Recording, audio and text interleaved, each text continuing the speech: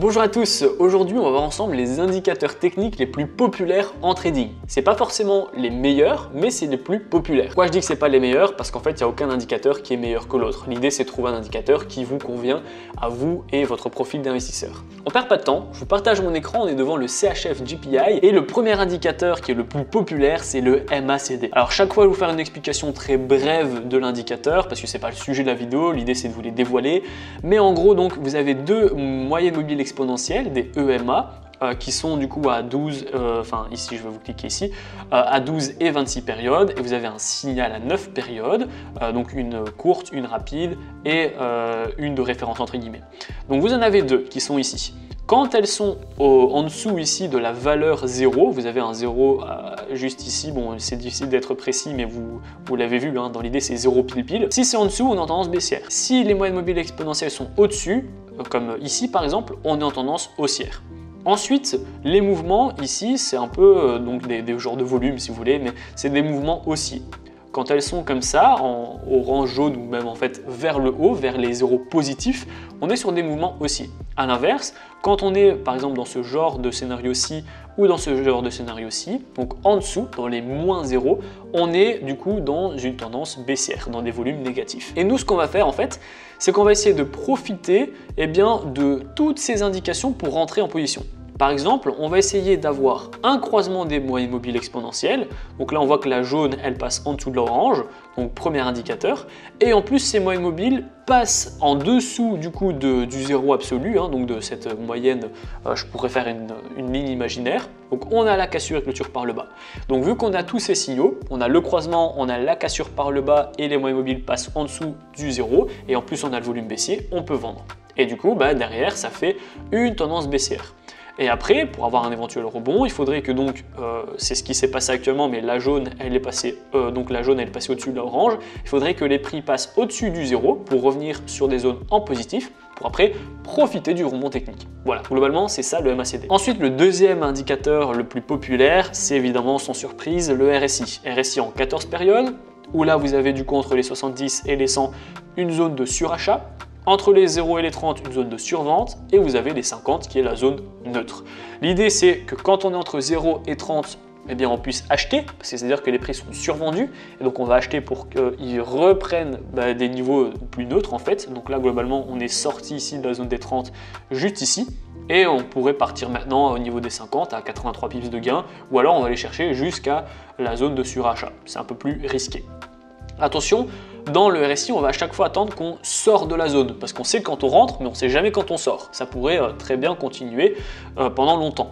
Donc on va à chaque fois attendre qu'on sort de la zone 30 ou qu'on sort de la zone 70, et on va avoir comme premier objectif à chaque fois la zone des 50 piles. Et puis voilà, là par exemple on était en zone de surachat, on était à 82, donc on va vendre jusqu'à ce qu'on revienne à un niveau un peu plus normal, à 60. Et là vous prenez ici la baisse à 100 pips de tête, j'ai pas vu, 104 pips. Donc voilà pour le RSI. Ensuite, un autre indicateur qui est très intéressant, ça va être les stochastiques. Stochastique SO, où on va avoir pourcentage K à 5 et pourcentage D à 3. Et en fait, c'est assez simple aussi, c'est toujours un indicateur de retournement. Vous allez à chaque fois attendre les belles courbes. On va jamais se positionner sur des trucs comme ça. Quand on est entre les 0,20 ou les 85, on se positionne dans l'idée pas, à moins qu'on ait une belle boucle comme celle-ci. Et là, c'est pareil. Dès que la ligne verte va passer en dessous de la ligne rouge, on aura un signal de retournement. Et à l'inverse, quand ça va repasser au-dessus, on aura un autre signal de retournement. Donc là, dès que ça va se croiser, eh bien, on va avoir un retournement de marché. Et l'idée, c'est que si ça se croise, en plus de faire des belles boucles, eh bien, ça va faire retourner correctement les marchés. Comme là, on a des belles boucles ici. Donc, on avait ici la hausse, la baisse, la hausse, la baisse, la hausse. Et là, on a ici le croisement de stochastique qui arrive ici. Donc on met sa vente et après derrière on a ici la baisse. Puis ensuite on a un croisement, donc on a la hausse et après on a un autre croisement, donc on a la baisse. Jusqu'à globalement pas non plus avoir des super, c'est 50, 60 pips par-ci par-là, jusqu'à parfois avoir ici des beaux croisements qui vous fait gagner pas mal de pips. Globalement, c'est ça, les stochastiques qui sont intéressants à combiner avec le RSI par exemple. RSI plus les stochastiques, c'est une stratégie pour les débutants qui est très connue. Et ainsi, à chaque croisement des stochastiques plus une sortie du RSI en zone de surachat ou de survente, vous pouvez mettre une position à l'achat ou à la vente. Un autre indicateur qui est très populaire, ça va être le volume. Il est souvent mis par défaut sur XTB, mais même également sur TradingView. Donc là, vous allez appliquer et vous allez en fait ici avoir les volumes. Donc on a des volumes vendeurs, des volumes acheteurs, et en fonction justement de la taille de ces volumes et de la durée de ces volumes, on peut savoir si on est plutôt sur un marché avec beaucoup de volumes acheteurs ou vendeurs. Évidemment, si on voit qu'on a par exemple ici, 1, 2, 3, on va dire qu'on a une dizaine de bougies très puissantes, donc de volume baissière, on va éviter de mettre un achat en plein milieu de ce charabia. Là aussi, on a quand même pas mal de volume haussier, on va éviter de mettre une vente. Ça nous permet en fait un peu d'avoir une sorte de sentiment de marché, si c'est plutôt volume acheteur ou vendeur, et on va éviter d'être à contre-tendance. On va éviter de mettre des achats ici et des ventes lorsqu'on a des grosses bougies successives de volume haussier ou baissière. Donc voilà pour les volumes. Et enfin, le dernier indicateur le plus populaire, que j'ai fait beaucoup de vidéos là-dessus, c'est Ichimoku. Où là vous avez la Tenkan-san, bon on va le voir ici, Tenkan et Kijun avec la Chikou-span, et on va avoir la Chikou-span A et Chikou-span B. Donc là je vais vous montrer en fait ici parce que vous allez penser que je parle chinois, mais on a la Tenkan ici qui est la plus court-termiste entre guillemets. Ensuite on va voir la Kijun qui est plutôt la droite de signal, c'est celle-là qui va donner plus signal parce qu'elle est un peu plus en retrait. Ensuite on va avoir la Chikou qui est du coup des bougies donc en décalé, et ensuite on va avoir la Senkou-span A et B, c'est du coup les nuages.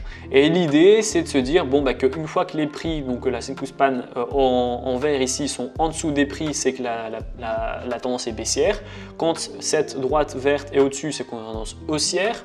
Et donc forcément à chaque cassure et croisement par le haut, par le bas des prix et du nuage, ça fait un retournement de tendance. Et ensuite on a ici la Kijun et la Tenkan, où la Kijun qui est en bleu et la Tenkan en rouge font un peu office de moyenne mobile avec des grosses guillemets.